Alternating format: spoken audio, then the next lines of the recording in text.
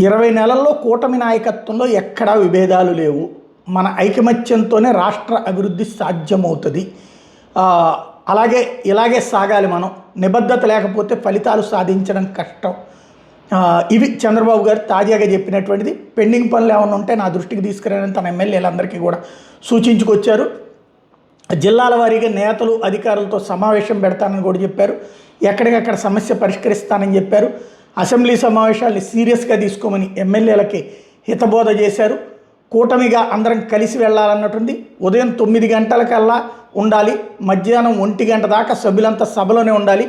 సభ్యుల ప్రసంగాలు కూడా నేను వింటాను, మంత్రుల సమాధానాలు కూడా చూస్తాను అన్నటువంటి ఆదేశాలు ఇచ్చారు. అసెంబ్లీని పూర్తిగా గమనిస్తాను, నేను గమనిస్తున్నానన్న సంగతి మీరు మర్చిపోబాకండి అన్నటువంటి హితబోధ చేశారు. అలాగే కూటమి ధర్మానికి కట్టుబడి పనిచేద్దామని మరోవైపున పవన్ కళ్యాణ్ సూచించారు. అభిప్రాయాల భేదాలు ఉంటే అంతర్గతంగా మాట్లాడుకుందాం అని తేల్చి చెప్పారు. 15 ఏళ్ల పాటు కూటమి కలిసి ఉంటేనే ముందుకెళ్తాం అంటూ మరొకసారి అదే పాయింట్ని రైట్ చేసుకొచ్చారు. ప్రస్తుతం ఏపీలో కొత్త సాంప్రదాయానికి మంత్రి లోకేష్ శ్రీకారం చుట్టారన్నటువంటి విషయాన్ని ఈ సందర్భం గుర్తు చేశారు.